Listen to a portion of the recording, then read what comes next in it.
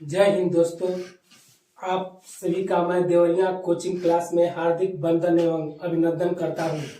आज हम आपके लिए कक्षा 10 हिंदी मॉडल पेपर 2023 को लेकर आया हूं, जो कुछ मॉडल पेपर प्रस्तुत किए जाएंगे, जिसे हम आप लोगों को प्रस्तुत कर भेजेंगे और उसके बाद आप उन मॉडल प्रश्नों को देख करके उसके अनुसार उसे सॉल्व करने का प्रयास करेंगे, जिससे आप परीक्षा में अधिक से अधिक अंक अर्जित कर सकें। आइए हम उस मॉडल पेपर को हम यहाँ सामने आपको दिखा रहे हैं, उसको हम कैसे प्रस्तुत कर रहे हैं। इस प्रकार से हम आपको यह मॉडल पेपर पहला दिखा रहे हैं। इसमें ऐसे ही प्रश्न आपको आते रहेंगे। निम्नलिखित कथनों में से कोई एक कथन सही है, उसे पहचान कर लिखिए। इस प्रकार के 4 ऑप्शन दिए रहेंगे, क, ख, ग, घ। और इस प्रकार आपको वहां 20 नंबर के जो होते हैं वह आपके बहुविकल्प प्रश्न रहेंगे। इनमें जो आपको विकल्प सही होगा उसमें आप काले या आप नीले बॉल पॉइंट पेन से उसे आप घेरे में इंगित करेंगे। अब आप देखें, अशोक के फूल हजारी प्रसाद द्विवेदी का निबंध संग्रह है, यह सही है। डॉक्टर राम कुमार वर्मा ख्याति प्राप्त कहानीकार नहीं है, वह नाटककार है। त्रिवेणी, तो ये भी गलत हो गया। त्रिवेणी रामचंद्र शुक्ल की प्रसिद्ध नाटक नहीं है, बल्कि रामचंद्र शुक्ल की यह आलोचना है, तो यह भी गलत है। अर्धनारीश्वर के लेखक जयशंकर प्रसाद नहीं, बल्कि रामधारी सिंह दिनकर है, यह गलत है। तो हमारा ऑप्शन 1 पहला का क सही है। इसलिए अशोक के फूल हजारी प्रसाद द्विवेदी का निबंध संग्रह है। दूसरा हमारा है, घुमक्कड़ शास्त्र के लेखक कौन है? तो राहुल साकृत्यायन घुमक्कड़ शास्त्र के लेखक हैं। यह आपको अथातो घुमक्कड़ जिज्ञासा, आप देखते हैं कि लहासा की ओर, यह राहुल साकृत्यायन का यह आपका निबंध है। इस प्रकार से घुमक्कड़ शास्त्र के लेखक जो हैं वह आपके राहुल साकृत्यायन है। तो दूसरा का ख विकल्प सही है। तो जो आपके प्रश्न पत्र में दिया रहेगा, तो दूसरा के ख विकल्प को आप काले या नीले बॉल पॉइंट पेन से आप उसे डॉट करेंगे। तीसरा है, ठूठा आम किसकी रचना है? ठूठा आम भगवत शरण उपाध्याय की रचना है। कहानी में चंदा और 4 पर आदमी के लेखक हैं। क ऑप्शन है जयप्रकाश भारती, ख धर्मवीर भारती, ग आचार्य रामचंद्र शुक्ल, घ प्रताप नारायण मिश्र। तो पानी में चंदा और 4 पर आदमी के लेखक, चौथा का क विकल्प सही है। तो इसको हम लिख देंगे चौथा का क। अंजलि काव्य के रचयिता हैं, क वियोगी हरि, ग विष्णु प्रभाकर, ख राम कुमार वर्मा, घ राम नरेश त्रिपाठी। तो पांचवा का ख विकल्प सही है, राम कुमार वर्मा। हरी घास पर क्षणभर के लेखक हैं, धर्मवीर भारती। छठवां का क जो दिया है वह आपका धर्मवीर भारती है। और छठवां का क है जयशंकर प्रसाद, ग अज्ञेय और घ इनमें से कोई नहीं। तो हमारा यह अज्ञेय है, इनका पूरा नाम है सत्यानंद हीरानंद वात्स्यायन अज्ञेय, इसलिए इसको साथ में लिखा गया है। तो इनका पूरा नाम सत्यानंद हीरानंद वात्स्यायन अज्ञेय इन्हें कहा जाता है। तो अज्ञेय यह हमारा छठवां का ग विकल्प सही है। वीरगाथा काल के कवि हैं भूषण, केशवदास, चंद्र बरदाई और घनानंद। इसमें चंद्र बरदाई, जिसका पृथ्वी राजस्व इनकी प्रमुख रचना है, तो वीरगाथा काल के कवि चंद्र बरदाई है। तो 7वां का ग विकल्प हमारा सही है। इसी प्रकार है, परशुराम की प्रतीक्षा के लेखक हैं। तो इसमें आपका दिया है अज्ञेय, ख दिया है दिनकर, ग नगेंद्र, घ हजारी प्रसाद द्विवेदी। तो इसमें दिनकर जो है 8वां का ख विकल्प सही है। दिनकर जी का पूरा नाम रामधारी सिंह दिनकर जी है। ध्यान दें, रस किसे कहते हैं? किसी कविता को पढ़ने, नाटक आदि देखने से जो अलौकिक आनंद की अनुभूति होती है उसे हम रस कहते हैं। रस के 4 अस्थायी भाव होते हैं। इसमें रस जो होता है अस्थाई भाव, विभाव, अनुभाव, संचारी भाव। तो अस्थाई भाव जो होते हैं इसका रस जो हमारे होते हैं, इस प्रकार रस के जो भाव होते हैं वह हमारे अस्थाई भाव कहलाते हैं। तो हास्य रस का अस्थाई भाव जो होता है हास होता है। तो हास्य रस किसे कहते हैं? यानी किसी व्यक्ति की विकृत वेशभूषा हाव भाव, दशा, स्थिति आदि को देख करके जो मन में हंसी का भाव उत्पन्न होता है उसे हम हास्य रस कहते हैं। जैसे हंसी हंसी भाजे देखी दुल्हा दिगंबर को, पाहुनी जे आए हिमाचल के विवाह में, कहे रत ना कर सुकाऊ सो कहो सो कहा, हंसही को दंगा भयो नंगा के विवाह में। या गोस्वामी तुलसीदास जी का लिखा हुआ है, उसमें राम लक्ष्मण परशुराम संवाद में लक्ष्मण जी परशुराम जी से कर रहे हैं, पुनि पुनि मोही देखावे कुठारू, चहते उड़ा मन फूकी पहारू, यहाँ कुम्हड़े बतिया को नाई, जे तर्जनी देखी मरी जाई। एक तरह से हास्य रस है। तो जो हास्य में किसी व्यक्ति की व्यक्तिगत वेशभूषा, हाव भाव, दशा आदि को देख करके जो मन में भाव उत्पन्न होता है उसे हम हास्य रस कहते हैं। तो हास्य रस का अस्थायी भाव यहाँ हास्य होता है, यानी नौवा का क विकल्प जो है वह सही है। उपमा के कितने अंग हैं? ध्यान दीजिए, उपमा अलंकार के भेद। अलंकार किसे कहते हैं? काव्य की सौंदर्यता बढ़ाने वाले धर्मों को अलंकार कहते हैं। जिस प्रकार आभूषण पहनने से स्त्री की सुंदरता में चार चांद लग जाते हैं, उसी प्रकार अलंकार के प्रयोग से काव्य की सौंदर्यता बढ़ जाती है। अर्थात अलंकार के कारण हमारा काव्य सौंदर्य बढ़ जाता है। अलंकार के दो भेद होते हैं, अर्थालंकार और शब्दालंकार। तो शब्दालंकार में जिसमें शब्द द्वारा चमत्कार उत्पन्न होता है उसे शब्दालंकार कहते हैं, और जिसमें अर्थ द्वारा चमत्कार उत्पन्न होता है उसमें अर्थालंकार कहते हैं। तो यह उपमा जो है वह अर्थालंकार का भेद है। तो उपमा अलंकार के चार अंग होते हैं। यह चार अंग जो होते हैं वह आपका होता है उपमेय, उपमान, वाचक शब्द,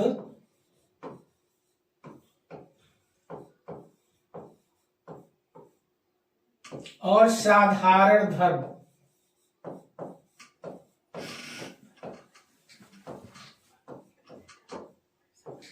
उपमेय किसे कहते हैं?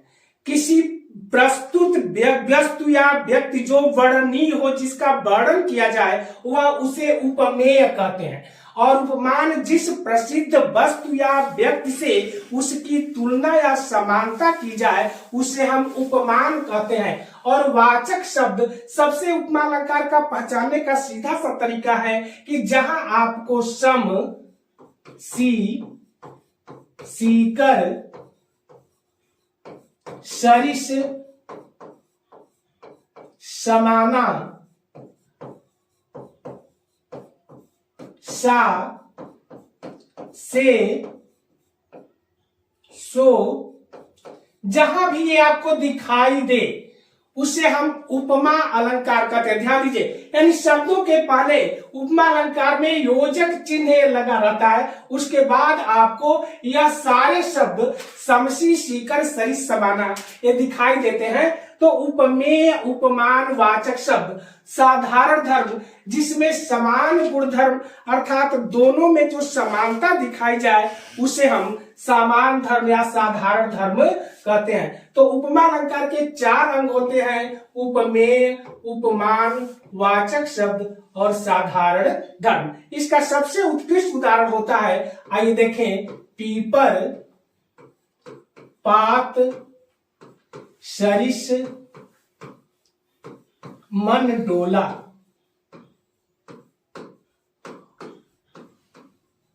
यहां आप देखें, पीपर, पात, मन डोला, सरिस वाचक शब्द, यानी यह मन जो है वह उपमेय है।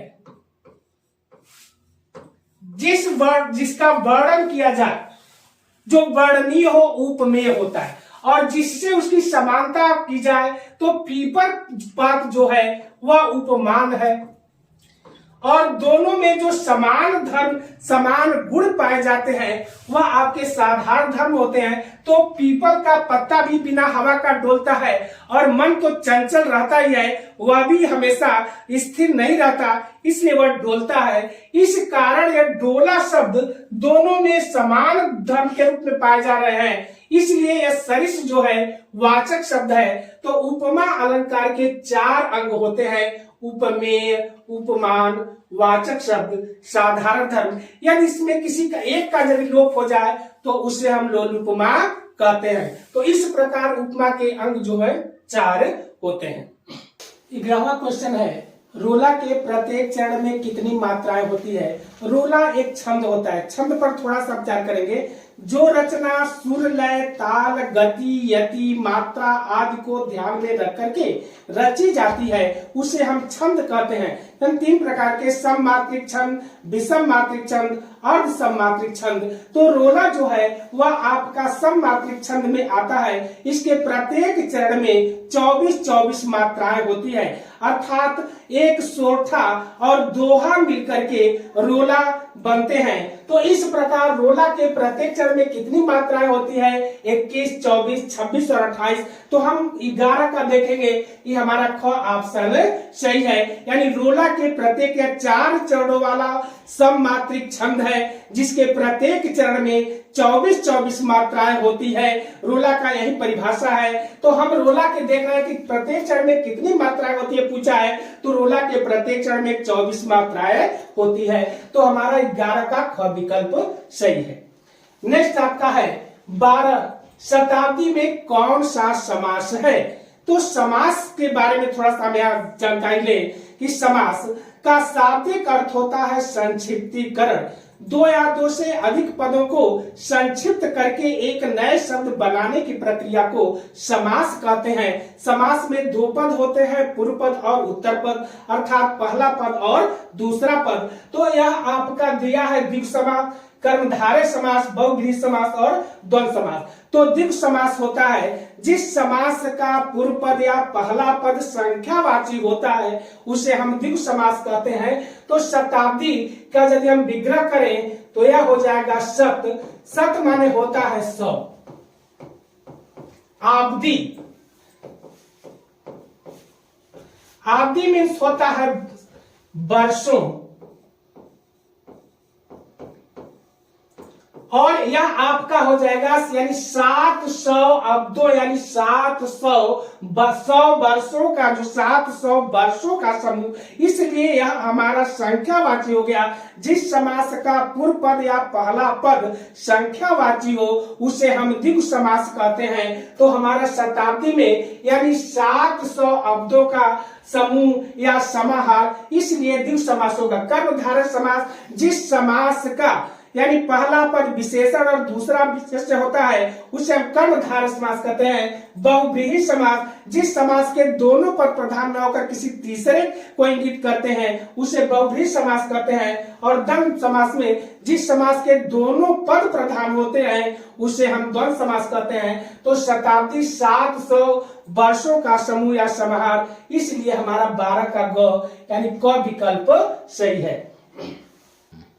13 है रात का तत्सम होगा।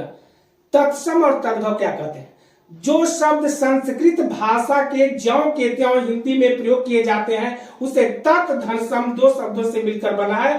तत् माने उसका समान, उस जैसे, यानी जो उसके जैसे हो, अर्थात यहाँ पर रात का तत्सम होगा। तो यानी 13 का क विकल्प सही है। बादल का पर्यायवाची होगा वारिद नीरद। ध्यान दीजिए, जहां जो आ जाए वह कमल का पर्यायवाची होता है, जहां ध आ जाए वह समुद्र का पर्यायवाची होता है, और जहां द आ जाए अंत में वह आपका बादल का पर्यायवाची। जैसे बारिद, अब यहीं पे यदि बारिश रहता तो कमल का पर्यायवाची हो जाता।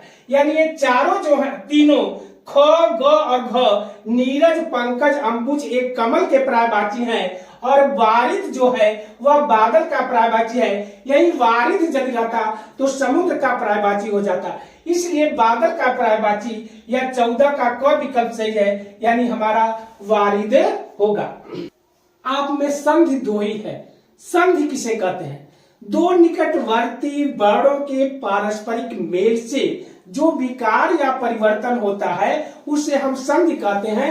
संधि के तीन भेद होते हैं, स्वर संधि, व्यंजन संधि और विसर्ग संधि। स्वर संधि के 5 भेद आपके होते हैं। दीर्घ संधि जिसका सूत्र होता है अक सवर्णे दीर्घ। गुण संधि आपका होता आदि गुण। वृद्धि संधि वृद्धि रेची। यण संधि इको यड़ची। और आपका अयाद संधि एचो अया वाव। तो हमें 2 ही संधि हाई स्कूल की परीक्षा में 2 ही संधि पूछे जाते हैं। एक आपका है वृद्धि संधि और दूसरा आपका है यण संधि। तो पूछ रहा है कि गुरुवादेश में कौन सी संधि है? गुण संधि, यण संधि, दीर्घ संधि, वृद्धि संधि। तो गुरुवादेश आप देखें गुरुधन आदेश, इसका यदि हम करें तो संधि इसका जो होगा विग्रह हो जाएगा गुरुधन आदेश यानी गुरुवादेश।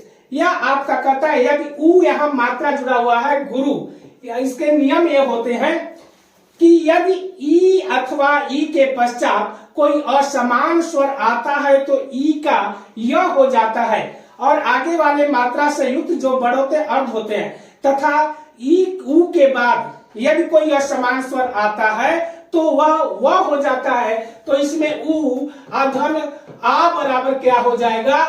इसमें वह हो जाता है। तो यह आपका गुरुधन आदेश मिलकर के गुरुवादेश बना।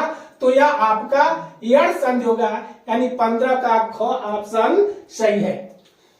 इसी प्रकार से प्रत्युधन उपकार में देखें, यह भी आपका क्या है? यण संधि है। यह आप देखें प्रतिधन उपकार। अभी आपको कहे हैं कि ई के बाद कोई भी असमान स्वर आता है, असमान या परे, तो ई के बाद असमान स्वर आने पर यह हो जाता है मात्रा से युक्त वर्ण अर्ध हो जाता है तथा उसके आगे वाले स्वर की मात्रा लग जाती है। जैसे इसका हो जाएगा प्रतिधन उपकार। यहां आप देखें ई के पश्चात असमान स्वर आने पर यानी ई के पश्चात असमान स्वर उ आया तो ई के पश्चात असमान स्वर आने पर यह हो जाता है। आगे वाले स्वर की मात्रा जो मात्रा से युक्त जो वर्ण है अर्ध हो जाता है। तो मात्रा से युक्त जो वर्ण है यानी वह आपका आधा त हो जाता है। यानी ई के पश्चात असमान स्वर आने पर य हो जाता है और आगे वाले स्वर की मात्रा लग जाती है तो उ की मात्रा है तो य में उ की मात्रा लग गई। बाकी सब वही लिख देते हैं तो यह आपका हो जाएगा प्रत्युपकार यानी आपका यण संधि हो गया। मधुष शब्द में कौन सी विभक्ति एवं वचन है? तो इसमें आपका हो जाएगा सप्तमी विभक्ति बहुवचन यानी 17 का ख विकल्प सही है। नेक्स्ट आपका है संसार का पर्यायवाची है। इसमें आपको दिया गया, ध्यान दीजिएगा, दुनिया, विश्व, भूमंडल, जगत, चार। तो इसमें आपको दिया इनमें से सभी, तो यह हमारा लास्ट विकल्प यानी घ विकल्प सही है, इनमें सभी। तो हम लिखेंगे इनमें से सभी हमारा यानी संसार का पर्यायवाची ये तीनों आपके हैं तो इनमें से सभी विकल्प जो दिया है वही हमारा ऑप्शन सही है। आपको धातु रूप भी लिखने के लिए आते हैं तो यहाँ आपको पूछ रहा है 19 में हस धातु लोट लकार प्रथम पुरुष एक वचन में रूप होगा। तो हम आपको रूप बताएंगे कि लोट लकार के चाहे किसी भी धातु का रूप पूछ रहा हो, इसके एक फार्मूले को यदि आप याद कर लेंगे तो आप उसको कोई भी यदि पूछ रहा हो तो आप उसी आधार पर लिख देंगे। आइए देखिए, इसमें आपके होते हैं 3 पुरुष और 3 वचन। आप सभी को मालूम है, प्रथम है प्रथम पुरुष, फिर से मध्यम पुरुष,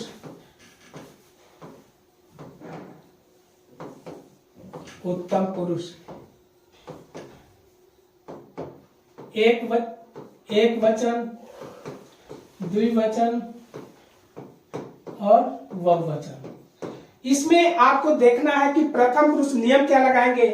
यहां ही चलता है तू, यहां ताम, यहां अंतु।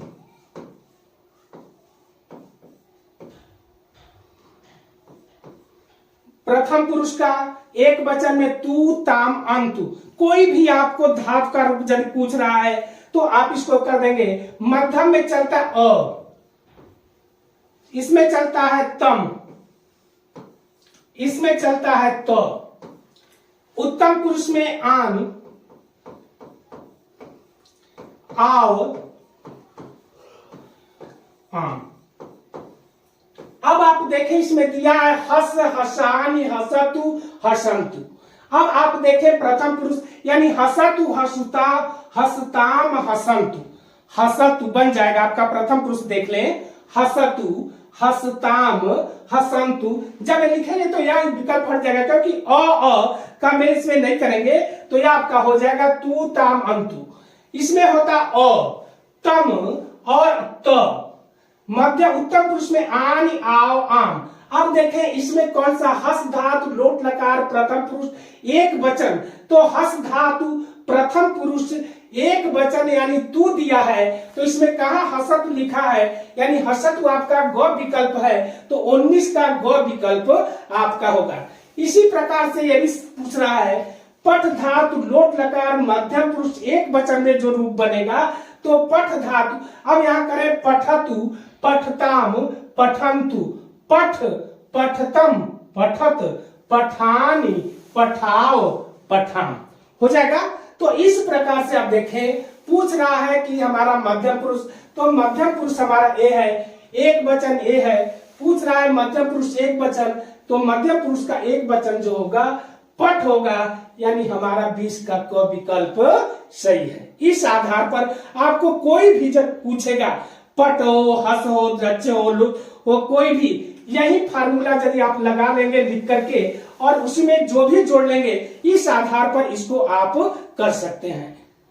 आपके बहुविकल्पीय प्रश्न 20 नंबर के ये यदि आप कर देंगे तो 20 के 20 नंबर कोई काट नहीं सकता, लेकिन बड़े ध्यान से इसको करना होगा। यदि आपका एक विकल्प भी यदि आपने गलत कर दिया तो उस नंबर से आप वंचित रह जाएंगे, इसलिए आप इसको बड़े सावधानी से ये 20 के 20 कर लीजिए। अब दे देता है वर्णनात्मक प्रश्न, जो आपको पैरा देकर के किसी भी गद्य का एक पैरा देकर के और उसमें 3 प्रश्न आपके पूछे जाएंगे, तो ये आपके जैसे हैं, ध्यान दीजिए। मित्रता, आचार्य रामचंद्र शुक्ल का, इन्होंने पढ़े भी होंगे कि मनुष्य के जीवन में मित्रता का बहुत बड़ा महत्व होता है। जे न मित्र दुख हो ही दुखारी, तीन ही बिलो कत पातक भारी। इसमें कह रहा है कि जो मित्र अपने मित्र के दुख को देख करके दुखी नहीं होता, वह पातकी के समान होता है। निजे दुख ग्रीम सम जाना, मित्र के दुख सम मेरु समाना। तो आप देखें मित्रता का इतना बड़ा महत्व होता है। तो यहाँ लिखा गया मित्र केवल उसे नहीं कहते जिसके गुणों की हम प्रशंसा करें, पर जिससे हम स्नेह न कर सके, जिससे अपने छोटे छोटे काम तो निकालते जाए पर भीतर ही भीतर घृणा करते रहे। तो इसमें पूछ रहा उपर्युक्त गद्यांश का संदर्भ लिखिए। तो कैसे लिखेंगे संदर्भ? प्रस्तुत गद्यावतरण हमारी या गद्यांश हमारी पठित पाठ्य पुस्तक दी के गद्य गरिमा के मित्रता नामक पाठ से अवतरित है या उद्धृत है। इसके रचयिता आचार्य रामचंद्र शुक्ल जी हैं। तो बस इसमें यही लिख देना है उपर्युक्त गद्यांश का संदर्भ। दूसरा पूछ रहा है रेखांकित अंश की व्याख्या लिखिए। तो रेखांकित अंश में आपका यह जो पैरा है वही रेखांकित है। तो मित्र केवल उसे नहीं करते, केवल मित्र को हम उसके गुणों को देख करके मित्रता नहीं करनी चाहिए, बल्कि वह हमसे छोटे छोटे काम तो जब निकाल लेता है, लेकिन भीतर जब ये हो जाए तो घृणा करते रहे। मित्र ऐसा होना चाहिए जो हमें इस प्रकार से पथ प्रदर्शक करे। रहीम ने भी लिखा है कि मित्र ऐसा मथत मथत माखन रही, दही मही बिलगाई, रही मन ऐसे मीत को भीड़ पड़े ठहरा। तो मित्र ऐसा होना चाहिए जो विपत्ति के समय हमारा साथ दे। तो इस प्रकार से हमें मित्र की यह व्याख्या करनी चाहिए। हमारे और हमारे मित्र के बीच कैसी सहानुभूति होनी चाहिए, तो हमारे और हमारे बीच मित्र के बीच सहानुभूति, सौहार्द और प्रेम का भाव होना चाहिए। आपने कृष्ण और सुदामा की मित्रता का भी आप उसके उदाहरण देखे हैं कि उनके लिए किस प्रकार मित्रता बहुत ही उपयोगी थी। तो इस प्रकार यह आपका एक पैरा दिया रहेगा और उसी से 3 आपके प्रश्न पूछे जाएंगे जो आप अपने अनुसार इसे कर सकते हैं। दूसरा आपका आता है, दिए गए पद्यांश पर आधारित 3 प्रश्नों का उत्तर दीजिए। इसी तरह से गद्य की तरफ पद्य में भी आपको आएंगे अथवा 2 विकल्प रहेंगे। जो विकल्प आपको सही लगे उस विकल्प को चुन करके उसी से संबंधित प्रश्न लिखने का प्रयास करें। आइए देखें, यह आपके सूरदास जो वात्सल्य रस के सम्राट कवि कहे जाते हैं, जो सूर सागर से आपके बुक में लिखे हैं। जब गोपियां भगवान कृष्ण से इस प्रकार हो गई थी कि भगवान कृष्ण उन्हें छोड़ करके और बांसुरी से प्रेम करने लगे, तो बांसुरी को अपना शौक समझने लगे। स्त्रियों में सबसे बड़ी यह होती है कि हर चीज तो बर्दाश्त कर सकती हैं, लेकिन अपने जीवन में कभी शौक बर्दाश्त नहीं कर सकती। तो भगवान श्री कृष्ण गोपियों को छोड़ करके रात दिन उन्हीं उस बांसुरी के साथ ही लगे रहते थे, इसलिए गोपियां बांसुरी को छिपा देना चाहती हैं। तो आकर एक सखी दूसरे सखी से करके ऐसे, सखी सखीरी मुरली ली जय चोरी, जिन गोपाल किन्हे अपने बस, प्रीति सबन की थोरी, छिन एक घर भीतर निशिवासर, धरतन कबहू छोही, ना जानो कछु मेली मोहिनी, राखो अंग अंग भोरी, सूरदास प्रभु को मन सजनी, बधे राग की डोरी। सूरदास जी ने कैसा यानी भाव वर्णन यह किया है कि गोपियां करें कि ऐसा सखीरी मुरली। प्रश्न आपका पूछ रहा है, उपर्युक्त पद्यांश का संदर्भ लिखिए। भाव हम इस पर पूरा कर दे रहे हैं। सखीरी मुरली लीजे चोरी, प्रसाद गुड़ है। ऐ सखी, मुरली माने बांसुरी, लीजे माने लीजे, चोरी माने चुरा। हम लोग भगवान श्री कृष्ण की बांसुरी को क्यों न चुरा लें, जिन गोपाल कीन्हे अपने बस।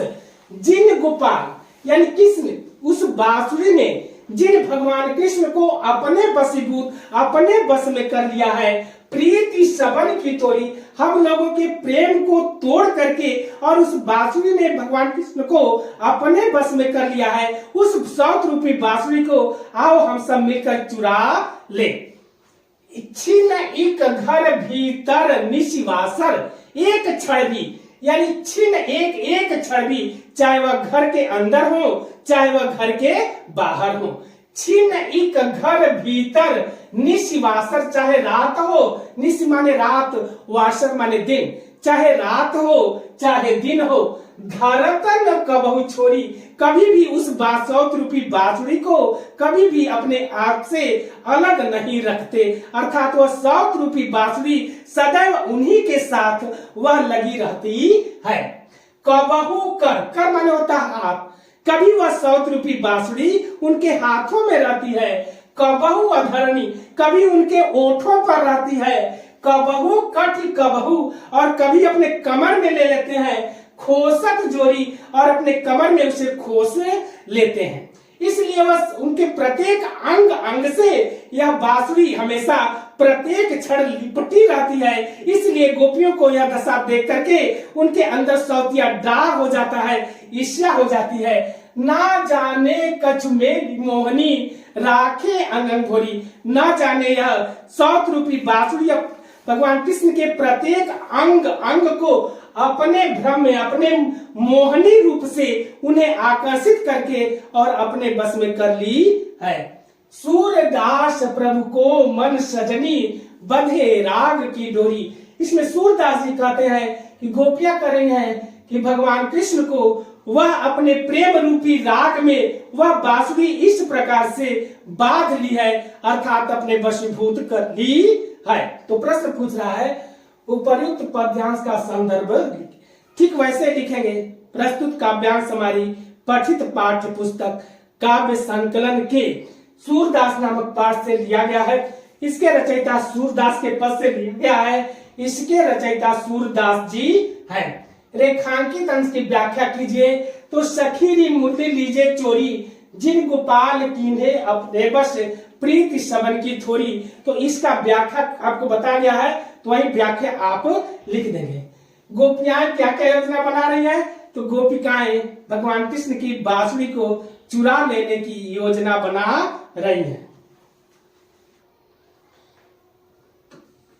इसी तरह अथवा करके दिया रहेगा, चाहे उसको करिए चाहे आगे देखें। यह आपका बिहारी जी का दोहा छंद का उत्कृष्ट उदाहरण है। आपके दोहा छंद में तो नहीं है, रोला है और सोठा है, यानी दोहा का ठीक उल्टा रोला होता है। तो जिसके प्रत्येक चरण में 13-11 मात्राएं होती है उसे हम दोहा कहते हैं, और जिसके प्रथम चरण में 11-13 की ये होती है उसे हम सोठा कहते हैं। तो यह होते हैं, ध्यान दीजिए, मेरी भव बाधा हरौ, राधा नागरी सोई, जातन की झाई पड़े, श्याम हरि ते दूती हो। बिहारी जी कह रहे हैं, ऐ चतुर राधा मेरी भव बाधा हरो, राधा नागरी सोई, नागर माने चतुर, ऐ चतुर राधा मेरे सारी सांसारिक कष्टों को दूर करिए, जिस प्रकार जातन की झाई पड़े, यानी जिस आपकी झलक मात्र पड़ने से श्याम जो है वह हरे रंग के हो जाते हैं। जब इसकी गणना भी करते हैं तो यह आपकी गणना जो होती है, ध्यान दें, यह दो तो इसको करते हैं। तो दोहा कैसे इसको गणना जब करते हैं, देखें, यह आपका दीर्घ मात्राओं से युक्त जो वर्ड होते हैं उसके लिए पिंगल ऋषि ने, जैसे 2-2, 1-1, 2-2, 1-2, या आपको इसको यति बोलते हैं, या आपका जब गति बोलते हैं, जैसे मेरी भव बाधा हरौ, एक चरण, राधा नागरी सोई, दूसरा चरण, जातन की झाई परे, तीसरा चरण, श्याम हरि ते दूती हो, चौथा चरण। 4 चरण होते हैं किसी भी छंद में। तो इस प्रकार ध्यान दें, मेरी भव बाधा हरो। अब देखें 13, 2-2, 4, 1, 5, 1, 6, 2, 8, 10, 1, 11, 2, 13। तो इसके प्रथम चरण में 13 मात्राएं, इधर देखें 11 मात्राएं, 2-2, 2, 1, 1, 2, 1। अब इधर गिनेंगे तो 11 हो जाएगा, 2-2, 4, 2, 6, 1, 7, 1, 8, 2, 10, 1, 11। तो यह आपके 11 हो जाते हैं, अर्थात जिसके प्रथम और इस चरण में 13-13 मात्राएं और द्वितीय तथा चतुर्थ चरण में 11-11 मात्राएं हो, दोहा छंद होता है, और ठीक इसका उल्टा सोठा हो जाता है। तो यहाँ इसके द्वितीय और चतुर्थ चरण में तुकान शब्द होते हैं, जैसे देखें सोई और होई। तो इसको देखें 2-1-1, 2-2-2, 1-2, ये 13 हो जाएंगे, 2-1-3, 1-4, 2-6, 2-8, 2-10, 1-11, 2-13। अब ये देखिए संयुक्ताक्षर है, 2-1-1-1-1, 1-1, 2-1, ये आपके 11 हो जाएंगे, 2-1-3, 1-4, 1-5, 1-6, 1-7, 8, 2, 10, 11। तो जिसके प्रथम और तृतीय चरण में 13-13 मात्राएं, द्वितीय और चतुर्थ चरण में 11-11 मात्राएं होती है, उसे हम दोहा छंद कहते हैं। तो इस प्रकार से आपका बिहारी जी किससे अपनी बाधाओं को दूर करने के लिए प्रार्थना कर रहे हैं? तो बिहारी जी राधिका जी से अपनी बाधाओं को दूर करने के लिए प्रार्थना करें कि हे राधिका जी, जिस प्रकार आपके झलक मात्र पड़ने से भगवान सांसारिक पीड़ाओं से होकर के हरे हो जाते हैं, उसी प्रकार आप भी हमारी सारी पीड़ाओं को दूर करें। इसमें और भी अर्थ होते हैं, रंग संयोजना के आधार पर आप देखेंगे, और रंग के आधार पर, यानी हरितमा, राधा का रंग कैसा है? पीतिमा, और भगवान का रंग कैसा है? नीलिमा।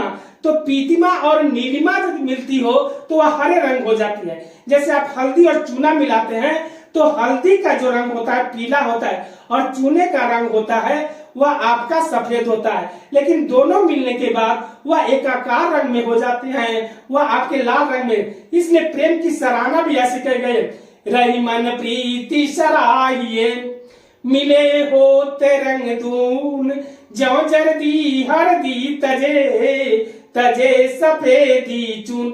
जिस प्रकार से चूना और हल्दी को मिलाने से वह लाल रंग हो जाते हैं, उसी प्रकार से राधिका के पीतिमा और भगवान श्री कृष्ण के नीलिमा बढ़ मिल करके हरितिमा में बदल जाते हैं। तो उसी प्रकार से हमारे सारे सांसारिक बात को आप दूर करें। ध्यान दें, अब आपके संस्कृत से भी प्रश्न आते हैं जिसका अर्थ लिखने के लिए, एक्सप्लेन करने के लिए आता है। तो यह आपके दिया गया है। तो संस्कृत में संदर्भ सहित हिंदी में बात कीजिए, इसको लिखेंगे कि यह प्रस्तुत गद्य तरण हमारी यानी पाठ्य पुस्तक संस्कृत से लिया गया है या आपके वाराणसी नामक पाठ से अवतरित है, उद्धृत है। इसको एक बार हम पढ़ रहे हैं। एषा नगरी भारतीय संस्कृते संस्कृत भाषायाश्च केंद्र स्थलम अस्ति। इत एव संस्कृत वाग्मय संस्कृतस्य आलोक सर्वत्र प्रसूतः। मुगल युवराज दाराशिकोह अत्रागत्य भारतीय दर्शन शास्त्राण अध्ययनम अकरोत्। स तेषां ज्ञानेन या स जाएगा सह तेषां ज्ञानेन तथा प्रभाविता अभवत यत् तेन उपनिषदाम अनुवाद पारसी भाषायाम कारितः। तो आइए देखें इसका हम कैसे एक्सप्लेन करें। ध्यान दें, इसको हम कैसे अनुवाद करेंगे। एषा नगरी भारतीय संस्कृत संस्कृत भाषायाश्च केंद्रम स्थलम अस्ति। ऐसा नगरी, यह नगरी भारतीय संस्कृत और संस्कृत भाषा का केंद्र स्थल अस्ति माने है। ऐसा नगरी भारतीय संस्कृते संस्कृत भाषाया केंद्र स्थलम अस्ति। यह नगरी भारतीय संस्कृति और संस्कृत भाषा का केंद्र स्थल है। इत एव संस्कृत वाग्मस्य, इसकी संस्कृत वाणी, इत एव संस्कृत वाग्मस्य, इसकी यह षष्ठी विभक्ति चल रहा है। वाग्मस्य, इत एव संस्कृत वाग्मस्य, इसकी संस्कृत देववाणी, संस्कृतश्च आलोक, च माने होता और इसका संस्कृत आलोक माने प्रकाश, सर्वत्र प्रसूत, सभी जगह फैला हुआ है। इत एव संस्कृत वाग्मस्य संस्कृतश्च आलोकः सर्वत्र प्रसूतः, इसकी संस्कृत वाग्मणि संस्कृत का प्रकाश सभी जगह फैला हुआ है।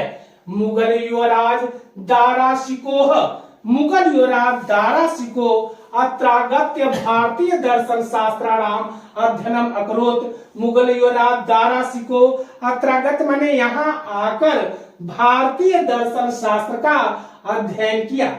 स तेषाम ज्ञानेन तथा प्रभावित, स तेषाम वह इसके ज्ञान से प्रभावित होकर यत तेन उपनिषदाम अनुवाद पारसी भाषायाम कारित, इसका उपनिषद का अनुवाद फारसी, पारसी लिखा जाता है, लिखेंगे फारसी। तथा तेषाम ज्ञानेन तथा प्रभावित अभवत, वह यहाँ के ज्ञान से प्रभावित होकर यत तेन उपनिषदाम अनुवाद पारसी भाषायाम कारित, इसका उपनिषद अनुवाद फारसी भाषा में किया। तो यह आपका अनुवाद हो जाएगा अथवा दिया रहेगा, तो इसको भी चाहे तो आप लिख सकते हैं। देखें इसी तरह है, यह आपका हमारी भारतीय संस्कृत से लिया गया है, तो इसको भी वैसे तरह लिखेंगे। प्रस्तुत गद्यावतरण हमारी पाठ्य पुस्तक संस्कृत परिचायिका के संस्कृत भारतीय संस्कृत से लिया गया है। इसमें भारतीय संस्कृत के बारे में बताया गया है। ऐसा कर्म वीराणाम संस्कृति कुर्वन्ने कर्माणि जीजी विश्चेत्थम समा इति अस्या उद्घोषः। पूर्व कर्म तदंतरम फलम इति अस्माकं संस्कृते नियम। इदानी यदा वयं राष्ट्रस्य नव निर्माणे संलग्ना अस्म निरंतरं कर्म करणानाम् अस्माकं मुख्यं कर्तव्यम्। निजस्य श्रमस्य फलं भोग्य अनस्य श्रमस्य शोषणं सर्वथा वर्जनीयम्। यदि वयं विपरीतम् आचरं तदा न वयं सत्यं भारतीय संस्कृते उपासकाः, वयं तदैव यथार्थ भारतीया यदा अस्माकं आचारे विचारे च अस्माकं संस्कृति लक्षिता भवेत् अभिलाषा वयं यत् विश्वस्य अभ्युदयाय भारतीय संस्कृते एकादिवसः संदेशः लोक सर्वत्र प्रसरेत। ऐसा कर्म वीरा, यह कर्म वीरों की, कर्म करने वालों की संस्कृति है। ऐसा कर्म वीराराम संस्कृति, यह कर्म करने वालों की, यह कर्म वीरों की संस्कृति है। कुर्वन्ने कर्माणि जीजीविष्टम समा, कर्म करते हुए 100 वर्ष तक जीने की इच्छा करनी चाहिए। इति अस्या उद्घोषः, यही इसका घोष है, यही उसका उद्घोष है। पूर्व कर्म, पहले कर्म करें, तदंतरम, उसके पश्चात फलम इति अस्माकं संस्कृत नियम, यह हमारी भारतीय संस्कृति का नियम है कि पहले कर्म करें, उसके बाद फल की इच्छा करें। इदानी यदा वयम राष्ट्रस्य नव निर्माणे संलग्ना अस्म, यदि हम सभी राष्ट्र के नव निर्माण, वयम माने क्या होता है? हम सब, अहम आवाम वयम, अहम माने मैं, आवाम माने हम दोनों, वयम माने हम सब। तो करा कि इदानी यदा, इदानी, यह हम सब राष्ट्रस्य नव निर्माणे, राष्ट्र के नव निर्माण में संलग्न निरंतर कर्म करणाम, निरंतर कर्म करते हुए अस्माकं मुख्य कर्तव्यम, यही हम सबका मुख्य कर्तव्य है। निजस्य श्रमस्य फलम भोग्य, अपने परिश्रम के फल का भोग करें। अनस्य श्रमस्य शोषणम सर्वथा वर्जनीयम, दूसरों के श्रम का शोषण सर्वथा वर्जित है। यदि वयम विपरीतम आचरम, यदि हम इसके विपरीत आचरण करते हैं, तदा न वयम सत्यम भारतीय संस्कृति उपासका, तो हम सब सत्य भारतीय उपासक नहीं हैं। वयम तदैव यथार्थ, हम सभी यथार्थ में भारतीयता अस्माकं आचार्य विचारे, भारतीय आचार और विचार में अस्माकं संस्कृति लक्षिता भवत, हमारी संस्कृति लक्षित होती है, दिखाई देती है। अभिलाषाम वयम यत विश्वस्य, हम सभी की यही अभिलाषा है, यही इच्छा है कि विश्व के उद्याय में, उत्थान में भारतीय संस्कृति का एक दिवस संदेश, यह दिवस संदेश लोके सर्वत्र प्रसिद्ध, सभी लोकों में वह प्रसारित हो या फैले। तो इस प्रकार का गद्य आपको 2 दिए जाएंगे संस्कृत से, कोई एक करना होगा, तो जो आपको अच्छा लगे वो आप कर सकते हैं। इसी प्रकार इस श्लोक से भी आपके 2 दिए जाएंगे। तो इस श्लोक में एक करा है, सर्वे भवन्तु सुखिनः, सर्वे सन्तु निरामया, सर्वे भद्राणि पश्यन्तु मा कश्चित् दुःख भाग् भवेत्। इसका भी संदर्भ प्रस्तुत श्लोक हमारी पठित पाठ्य पुस्तक संस्कृत परिचायिका के आपके सर्वे भवन्तु, मतलब इसमें किस पाठ से लिया गया है? तो संस्कृत परिचायिका के हमारे जीवन से लिया गया है। तो प्रस्तुत श्लोक हमारी पठित पाठ्य पुस्तक संस्कृत परिचायिका के भारतीय संस्कृत नामक पाठ से उद्धृत है। बस इतना लिखना है, इसमें सभी को निरोग और सुखी रहने की कामना की गई है। सर्वे भवन्तु सुखिनः, सभी लोग सुखी हो। सर्वे भवन्तु सुखिनः, सभी लोग सुखी हो। सर्वे सन्तु निरामया, सभी लोग निरोगी हो। सर्वे भद्राणि पश्यन्तु, और सभी लोग एक दूसरे को अच्छी भावना से देखें। मां कश्चित् दुःख भाग् भवेत्, और सभी को किसी भी प्रकार का कोई रोग न हो, अर्थात सभी लोग निरोग हो। दूसरा है, यह आपका जीवन त्राण से आपका पूछा गया है। यक्ष ने जब युधिष्ठिर से प्रश्न पूछा, समय का वर्णन किया गया है कि इसमें मित्र किस प्रकार का होना चाहिए। ऐसा किया गया है कि कस्वश्चित् प्रवसतो मित्रः, कस्मिन् मित्र गृहे स्तः, आतुरस्य च किं मित्रः, कस्मिन् मित्रं मरिष्यतः। इसका यह उत्तर दिया गया है। सार्था प्रवसतो मित्रम, भार्या मित्रम गृहे स्तः, आतुरस्य भिष्कः मित्रः, दानम मित्रम मरिष्यतः। यानी कह रहा है कि प्रवासी का मित्र कौन है। प्रवासी का यानी दूर प्रदेश में रहने वालों का मित्र कौन है। कस्मिन् मित्रे गृहं सतः, और घर में मित्र कौन है। घर में जो रहता है, परिवार में रहने वाले के लिए उसका मित्र कौन है। आतुरस्य च किम मित्र, और इस प्रकार रोगी का मित्र कौन है।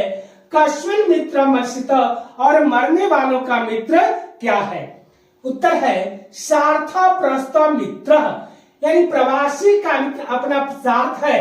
भार्या मित्र गृहे सतः, और पत्नी ही घर की मित्र है, यानी पत्नी अच्छी है तो घर अच्छी तरह से क्या सकता है, चल सकता है। आतुरस्य भिषका मित्र, और इस प्रकार रोगी वैद्य जो है रोगी का मित्र है। और दानम मित्र मर्षितम, और मरने वाले का मित्र दान है। तो इस प्रकार से आपके प्रश्न पूछे जाएंगे, जो आप दोनों जिसको भी आपको अच्छा लगे तो उसको आप लिख सकते हैं। ये आपके खंड काव्य आते हैं, इसमें से किसी एक ही खंड काव्य को आपको पढ़ना है। तो देवरिया जिले के लिए आपका केवल मेवाड़ मुकुट के नायक का चित्रण यही केवल देवरिया जिले के लिए यही इसका प्रश्न करना, बाकी किसी खंड काव्य से प्रश्न नहीं करना है। तो इसमें देखिए इतने सारे आते हैं, तो आपको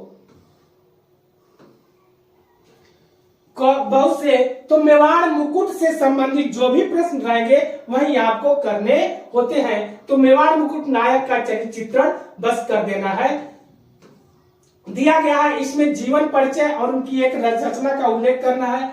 आचार्य रामचंद्र शुक्ल, जयशंकर प्रसाद, राजेंद्र प्रसाद, तो इनका जीवन परिचय लिख करके और कोई इनकी एक रचना, अभी आप पढ़ेंगे आचार्य रामचंद्र शुक्ल का, जयशंकर आपका ममता ये है, आपका कोई भी आपके पाठ्य पुस्तक से एक किसी लेखक का जीवन परिचय और उसकी एक रचना पूछता है। उसी प्रकार दिए हुए क्रम में आपको यहाँ किसी एक कवि का जीवन परिचय लिखने के लिए आएगा। जैसे तुलसीदास, रामनाथ त्रिपाठी, निराला, श्यामनारायण पांडे है। तुलसीदास को आप लिखोगे, पितायात्मा राम दुबे, तुलसी जिसकी माता थी, राम भक्ति के कवि तुलसी थे, मन में भक्ति राम की थी। गोस्वामी तुलसीदास जी जन्म सन 1532 ईस्वी के सोरो के एटा जिले नामक ग्राम में हुआ था। इनके बचपन का नाम राम बोला था। यह मूल नक्षत्र में पैदा हुए थे। इनके पिता का नाम आत्माराम दुबे तथा माता का नाम हुर्सी था। मूल नक्षत्र में पैदा होने के कारण माता पिता ने इनका परित्याग कर दिया और इस प्रकार इधर उधर भटकते हुए इनकी भेंट बाबा नरहर दास से हुई और नरहर दास से इन्होंने गुरु दक्षिणा ली।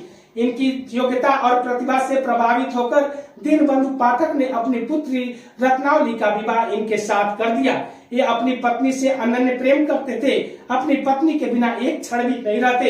एक बार इनकी पत्नी इनकी अनुपस्थिति में मायके चली गई और जैसे इन्हें पता चला, यह नदी नाले की परवाह न करते हुए उसी रात यहाँ तक कहा जाता है कि मुर्दे पर बैठ करके और उफनती उस नदी को पार करके अपनी पत्नी के पास पहुंचे। इनकी पत्नी ने इन्हें जैसे ही देखा तो उन्होंने इन्हें धिक्कारते हुए कहा, जो यह दोहा बहुत ही प्रसिद्ध है, लाजन लागत आपको दौर हुआ ये साथ, धिक धिक ऐसे प्रेम को कहाँ कहो मैं नाथ, अस्थि चर्म मैं देहम तामे वैसी प्रीत, जैसी तो श्री राम में होतन तो भवित। पत्नी की फटकार सुनकर के इनके दिव्य चक्षु खुल गए और वहीं से इन्होंने वैराग ले लिया।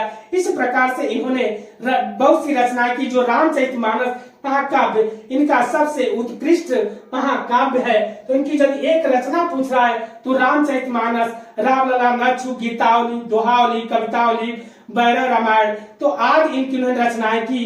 तो बस यही कोई किसी एक का भी आप लिख करके, लेकिन ध्यान दीजिएगा यदि आप लिखेंगे ख तो ख का यदि पहला लिख रहे हैं तुलसीदास तो वहां हेडिंग देकर के तुलसीदास का जीवन परिचय और उनकी रचनाओं के बारे में उल्लेख करेंगे। ये आपके संस्कृत से कोई भी याद किया हुआ श्लोक आता है तो आप कोई भी जो एक श्लोक याद हो तो उसको आप लिख सकते हैं। जैसे आप, लेकिन पाठ्य पुस्तक में लिखा भी गया है कि जो इस प्रश्न पत्र में न आया हो तो आप तो दूरगामी च साक्षरो च पंडित अमुख वक्ता यो जानत स पंडित, यह आपका प्रबुद्धो ग्रामीण वाला पार्ट है, तो आप चाहे तो इसको भी लिख सकते हैं। इसी तरह से प्रश्न आएगा वाराणसी, तो कोई 2 प्रश्न आपको करना रहेगा, ध्यान दीजिएगा। 4 दिए रहेंगे, 4 में से कोई आपको 2 करना रहेगा। तो वाराणसी किमर्थं प्रसिद्ध, तो वाराणसी साहित्य लोके विद्या दर्शने शिल्पना आदि प्रसिद्ध। अलछेन्द्र का आसीत, तो अलछेन्द्र एक यवन राज आसीत। नागरिका किमर्था लज्जित अभवत, नागरिकता स्वपराजयेन, ठीक है, लज्जित अभवत, अपने पराजय से लज्जित हुआ। कौन? नागरिक, शहरी।